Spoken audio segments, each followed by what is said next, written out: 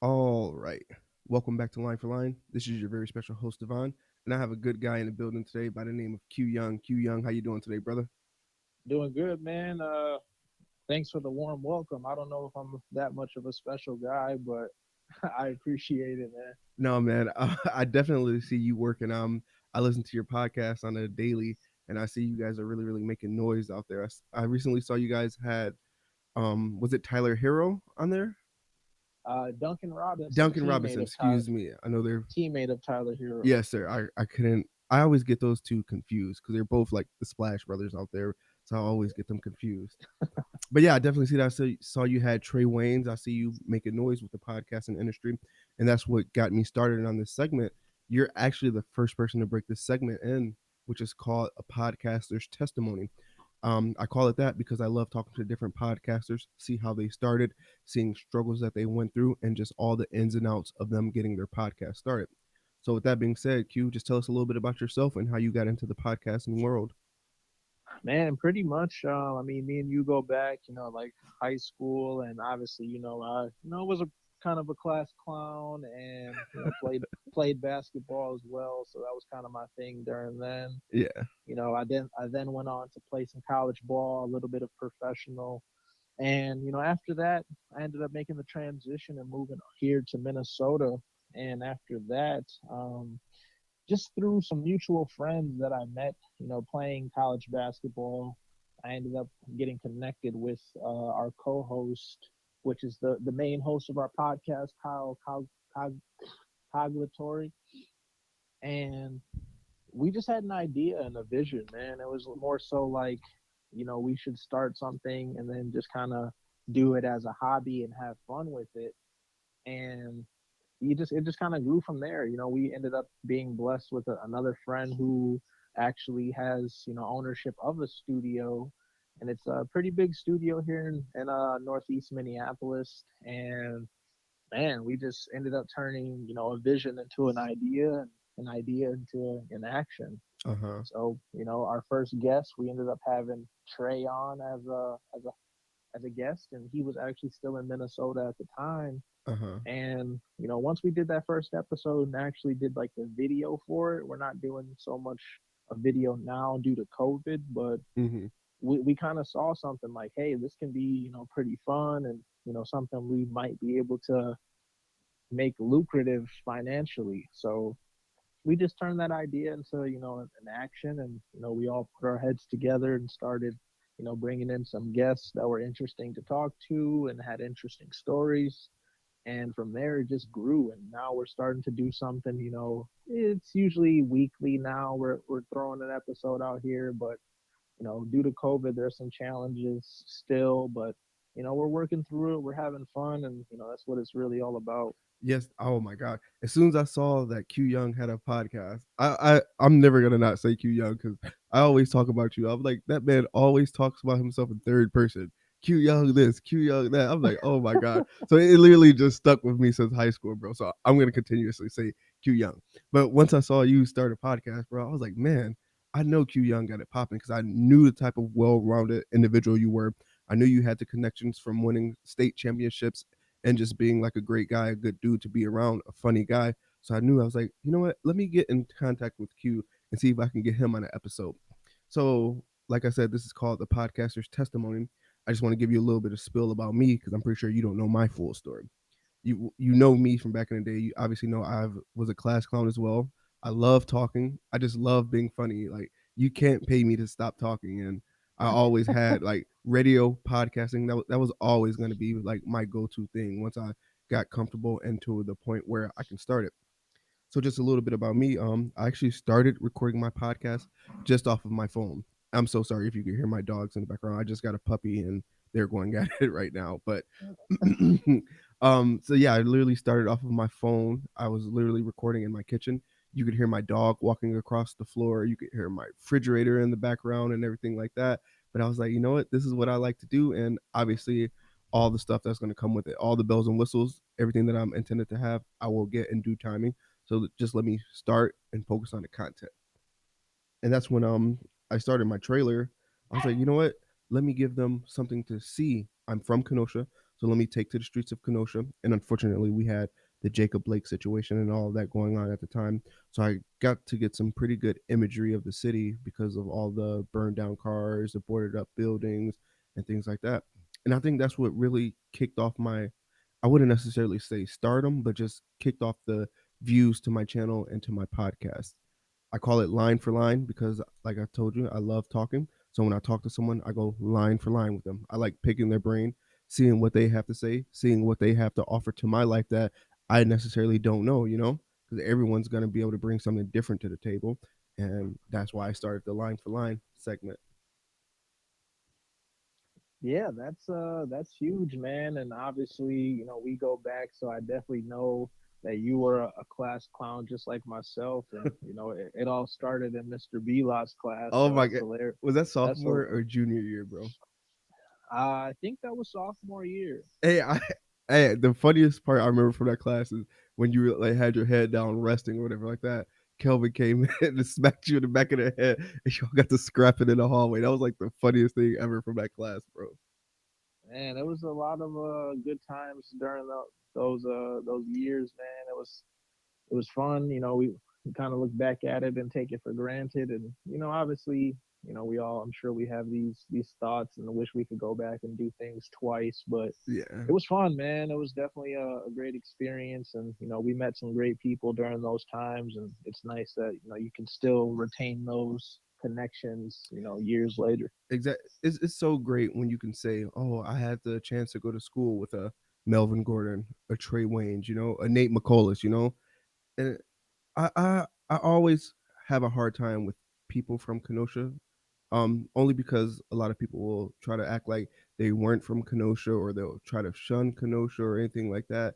But then as soon as Kenosha makes any type of noise or anyone from Kenosha makes it, then all of a sudden people want to say, "Oh, well, I'm from Kenosha this, I'm from Kenosha that." It's like I don't know how to feel about that, bro. Yeah, it's definitely interesting. It's there's always pros and cons to a situation, a city, a school, and it's like you take the good with the bad. It's obviously I'm super proud of saying I'm from Kenosha, but due to the current circumstances of what happened to Jacob Blake, it's like that's the downfall that people see from the outside looking in. Like that's all Kenosha's known for at this moment, and Exactly. it hurts to think of it that way, but either way, we have to be proud of our city and the other things that are going on because that's what raised us, and we're not known for situations like that. Is it very unfortunate that that happened? Yes. Is it unfortunate that the cop is getting off? Yes. I'm sure we all have our opinions on that, Mhm. and it's just a sad situation that we have to deal with, and hopefully we can move forward. But there does need to be changes in place in Mhm. order to make things better. Well, like I said, I think it literally starts from within. It all starts with the people in Kenosha. And like I said in my trailer, I started my podcast to really show the authenticity and the beautiful side of Kenosha because Kenosha has a lot to offer. And day by day, week by week, month by month, I'm going to do my best to broadcast those special things about Kenosha to take away from the unfortunate situation of Jacob Blake. Yeah, Like certainly. yesterday, I recently just did a episode over at Herzing University. They recently they bought the old Kenosha News building. You remember that downtown? Yep. And now it's a beautiful campus, and it's right downtown, right next to all the bars, all of the restaurants, and all of the fun things going on.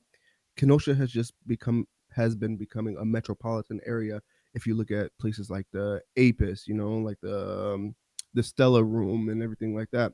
If you look at Bradford as well too, obviously you see that they got their stadium and everything like that. They're adding on to the building as well too. Kenosha definitely has a bunch of stuff that is worth mentioning, not just the negative side. And That's huge. I mean, there is a lot that's down there that's worthy of recognition, and it doesn't get talked about enough. The changes that are being made to the city, but it's just because the overlooking of things that are happening, and no one else is talking about the positive things that are going on in the city, other than the spotlighted situation and current circumstances kind of Yes, sir. just despises what's going on What I rather think than is that. kind of like crazy is like obviously you said you're in Minnesota as well too. You guys were going through the same motion as Kenosha with George Floyd out there. You know how close were you to that, and how did that impact you? So I'm in downtown Burnsville. It's a inner city right outside of Minneapolis. So it's kind of a suburban area, but that area where George Floyd was killed, that is about a 15-minute drive from where I'm living. So I literally can hop on the freeway literally 2 minutes from where I'm living, hop on an exit, and within 10-15 minutes be at that exact location. So it's like Yeah. it's it hits different when it's near you.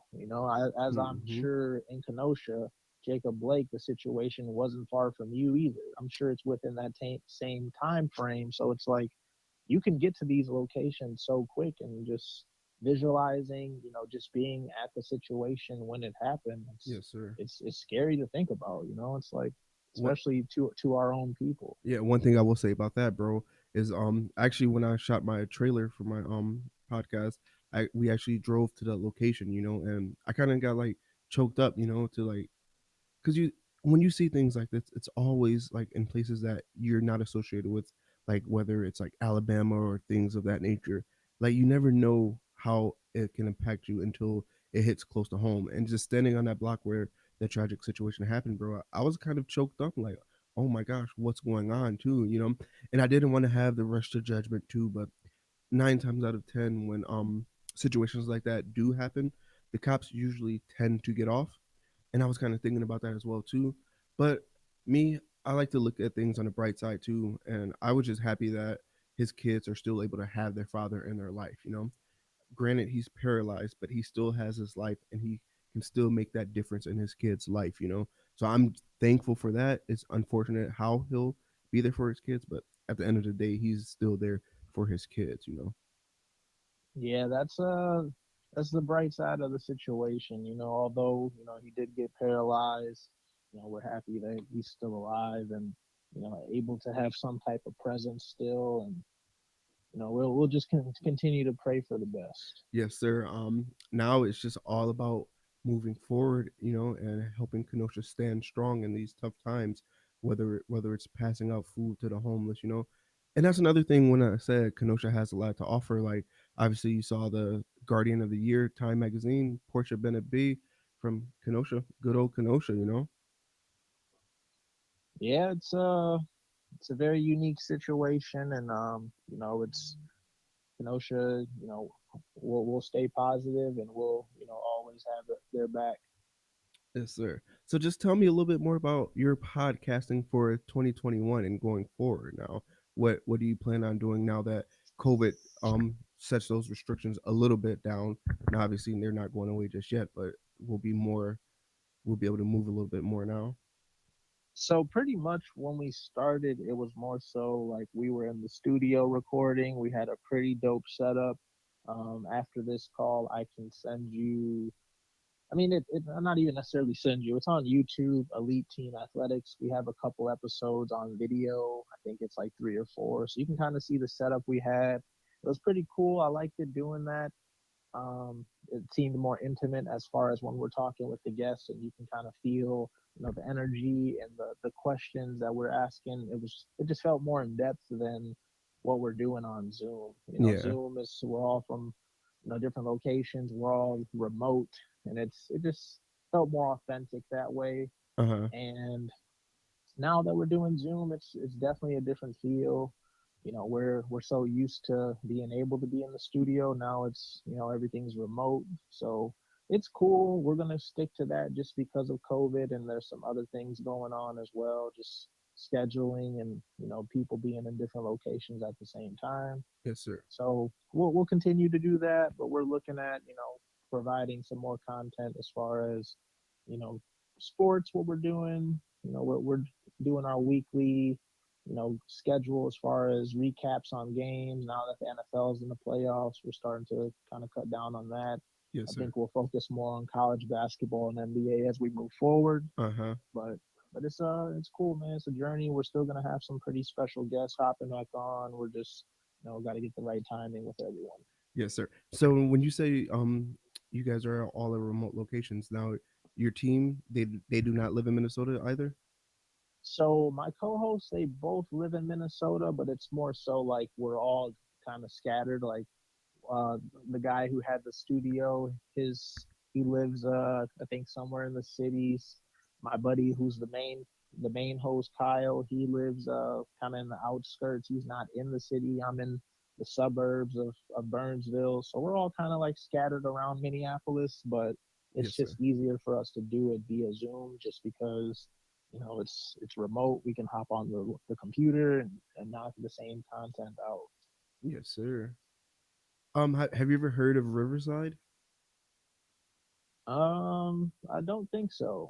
It's a podcasting platform as well. It's just like Zoom, but it's strictly designed for your podcast as well too. Just my run-ins with Zoom, I noticed that sometimes the video will be a little bit of pixelated as well too, and spotty as well too. I have yet to run into that issue with Riverside. I actually was thinking about doing that with you today, but I was like, oh my gosh, I don't really have the time to sit there and edit the stuff on YouTube and all of that. I keep telling people that, like, they're like, oh, we love your podcast, but you should get video. I was like, granted, video will transition into that someday. But I was like, that's really a team effort, because my job is the content creator. I create the content, If I'm creating the content, I really won't have time to fiddle around with the camera and make sure, oh, it's not angled properly and everything like that as well too. So in due timing, I do this by myself. I'm actually just doing it out of my apartment for now until I figure out a little office space, because obviously my podcast is picking up steam, which I never thought it would. I literally just started my podcast for me to talk about sports, comic books, movies, and stuff like that. But then as I started dropping content, people were like, "Oh, you need to have so and so on an episode, or so and so wants to come on your episode." So it's just like it's taken off quicker than I expected, and I just have to really stay humble and stay true to myself and not try to operate outside of my means, if you know what I mean. Yeah, man. I mean, I definitely dealt with the same situation. We've had a lot of suggestions about people to come on ours and talk, and we're open to all different types of variety of people and demographics and different industries, and we want to branch out and do a bunch of different things and have fun with it, and make sure the guest feels welcome, and you know so it's cool. We're looking forward to continue to growing, and we're also excited to watch your growth as well. I do when I sent you my trailer for my podcast on YouTube and you subscribed right away, I was like, oh my gosh, because like I said, this is called a podcaster's testimony, so I'll literally go over my testimony. But I noticed that when it comes to support, a lot of people will say they'll support you, but they don't necessarily do it. Hmm. Yeah, that's huge, man. If there's anything I can always do to help, I'm always doing it. Like when you sent that to me, I immediately went to YouTube and checked out the trailer. Yeah. Immediately subscribed, and that's what makes the difference, man. You got people that say they'll support you, but if it takes them 6 months or a year to just do something as simple as subscribe or like a video, Yeah. that's not really support, and it's tough because it's so simple to do, and although even if you don't watch the video, you can still subscribe and like the stuff just out of support. Yeah, it's not you even like know it's costing you any money to do that.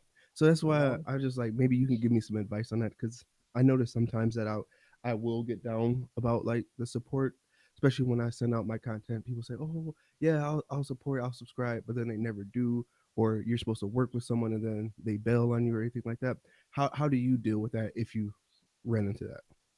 So we've definitely ran into that on various occasions. It's everyone, they'll give you their word, and they'll say they'll be there to do something for you, and you'll have that situation where people bail on you, and no shows, and have to reschedule. So I mean, it's all a part of the game, Mm-hmm. and you just got to take it on the chin and use it as a learning experience, because there will be people that let you down, Uh huh. but that can't deter you from knowing where you want to go. If you want to really have a long-term podcast and have fun with it and potentially make some money, you got to stick to the script.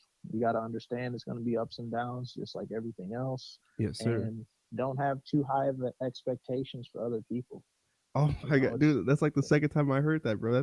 That's real talk right there. Seriously. Yeah, so I mean, we've had a lot of guests that we've had to reschedule with on multiple occasions, but that's a part of the game. We can't get mad at that because life happens, but it is what it is. You just got to keep moving. Now, when it comes to your podcast and reaching out to guests, how do you go about that? Like, how do you determine who's right for this episode or who's right for this week? So more so, we do ours on current events and I guess availability. Uh huh. So it's more so, we reach out to a batch of guests and we say, we'd love to have you on the episode to talk about so and so. If you're interested, let's coordinate a time that we can, get you on. And we try to set up a time that works for all of us. And if we can, that's how we lock it in. If we can't, then we go on to the next one. Yes, And sir. it's pretty much just first come first serve availability, and we're gonna try to get on everyone if possible. If not, we at least make an attempt. Yes, sir. So how'd you guys happen to get Duncan Robinson on the show? So Duncan Robinson, me and him had a little background. We played against each other in the 2014 national championship, Uh huh. and I was connected with him for a couple of years. Since then, since we played then, we followed each other on social media. Exchanged a few messages here and there. And I believe, I don't know, it might have been 6 to 9 months ago. I had reached out to him like, hey, congrats on having a good season, so and so. We'd love to have you on the podcast. And this was actually right after he did JJ Reddick's podcast, Oh and wow. he was like, yeah, man, I'm definitely interested. Just let me know, you know, what works. And we stayed in touch. It took a little while for things to settle down. Obviously, he went to the NBA Finals against LeBron and all that, so he wanted to wait until after his season was over when he had more time. And after that, we got connected and we made it happen. That's actually pretty good, bro. So just tell me a little bit about podcasters that you listen to on a daily basis or weekly basis, however you listen to it. So some of the ones I listen to, I am pretty big into sports podcasts and as far as sports betting. So one of my favorites, All the Smoke, of course. Matt Barnes and Steven Jackson. They're great. They always have great guests. My buddy Jordan Taylor and Trevor Mbakwe, so former Big Ten basketball players. They have one. Uh Now, there's a couple of financial ones I listen to as far as we have some betting ones, we have some stocks ones, the Rich Dad Radio Show. So I mean, there's a lot of good stuff out there, man. You just have to find what fits you best. yes, sir. I literally there's only a couple that I listen to. Obviously, I'm a huge Joe Budden fan, so I listen to the Joe Budden podcast with Rory and Maul. Um, there's this podcast. I don't know if you've ever heard of it, but it's called Line for Line. Have you ever heard of that? Yeah, That's a podcast I listen to. I listen to Elite Team Athletics, the NBA show, and obviously I got to support my job. I listen to the medical colleges podcast. Joe Rogan. I love the Joe Rogan podcast. I'm waiting on Coleon Noir to get a podcast, and then I listen to Two Blue Stockings, based out of Tennessee. They're like a great podcast about books and just little things like that because I love reading. I'm really into books and stuff like that. Whatever can help me be better at the end of the day is really what I listen to when it comes to podcasting. yeah, that's huge, man. You definitely have to have a nice variety of your sports, your industry, things that are good for personal development. Yep, yep, yep, yep. Now I just really have to. I want to transition into the video aspect of it, but obviously with COVID going on as well too, we have to wait a little while for that. I think my next one, video podcast, will be in July when I shoot down to Texas with a rapper by the name of Little Brent. If you ever have time, bro, just listen to him. He's signed to 713 Little Kiki's label down there in Houston. He's actually making a bunch of noise. He's been like around a bunch of industry people already as well too. So he's definitely up next coming out of Houston, Texas. Solid. I'm definitely gonna have to check them out. Yeah, so that's literally what I'm just on, bro. I'm literally just trying to create my brand, push it to the furthest level that I can. I'm seeing a nice amount of money off of it, and that's never what I got into it for the money. The money just came with it. I was like, well, if I could get paid for doing something that I love, why not just push it as far as I can go? Yeah, exactly, man. It's we definitely have to take advantage of the opportunities that are here, and it's kind of the easiest to ever make money nowadays with how big technology is, and we're grateful to be in this century. Yeah. Oh, and technology is just gonna keep advancing and keep advancing. So if you could do something that's technology based, I support it heavily. I actually got this QR code reader, so when people scan it, it just opens it right up to all of my links, whether it's my YouTube, my Twitter, all of that fun stuff as well too. So I definitely would recommend you invest in one of those if you haven't already. Man, that sounds dope. Yeah, it's called Popple. I don't know if you ever heard of that. It's POPL. It's like $20, bro.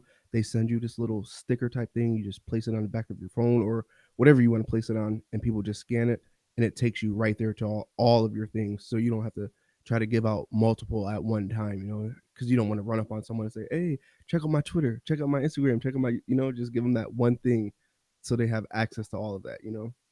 Yeah, I guess it's pretty easier for me because all my handles are the same thing anyway, so I could just tell Hey, someone one handle. Everything I got is QYOUNG 10. I mean, it's Twitter, Snap, Instagram, Xbox, PlayStation. yes, it's sir. He all said place it's it. all Okay. QYOUNG 10, man. So I try to keep it as authentic and simple as possible. So that would be very interesting. I definitely will look into that. Yes, sir. I'll as soon as we get off of the podcast as well too, I'll make sure I send you all that as well too, because I'm all about seeing people elevate. Not saying you're not elevated, but I'm just is I tell people this every time. I'm gonna propel you as forward as I can. Whether it's just Yeah, having you on a episode, whether it's me just saying your podcast name or whatever the case may be. But I like support anyone. yeah. I just pulled it up on Google as we speak. Hey, my dude's out here. I'm glad that I could open that door for you, my dude. Can you tell the listeners, whether they're in the gym right now, on a train, at work, just tell them the name of your podcast one more time, brother? So our podcast is called Elite Team Athletics. We are on Apple Podcast as well as iHeartRadio, so you can check us out on there, like and subscribe. And we will be doing some giveaways soon. So if you like, subscribe, leave a comment. We're actually going to be doing some cash giveaways for our special 75th episode that'll be coming up really soon. So show some love. We'll show some love back. And just like that, I had a great episode of the podcaster's testimony with Q Young. Q Young, I greatly appreciate your time and you coming on to the episode today, brother. Yeah, man, I appreciate you for having me, and it's a pleasure, and I look forward to being back once this podcast has thousands and thousands of listeners. Yes, sir. Man, I greatly appreciate it. Like I said, bro, when you told me you were gonna do it and you said a specific time, I was like, make sure I call him exactly at that time and show him how professional we are over here at Line for Line and how we take networking very, very serious, bro. Yeah, man, I say I'm gonna do something for you. I'm gonna do it. Ain't no cap in my rap. No cap. Oh my god. Well, bro, we're gonna end it there and we're gonna give the listeners some great content, bro. Thank you for coming to Line for Line. Appreciate it.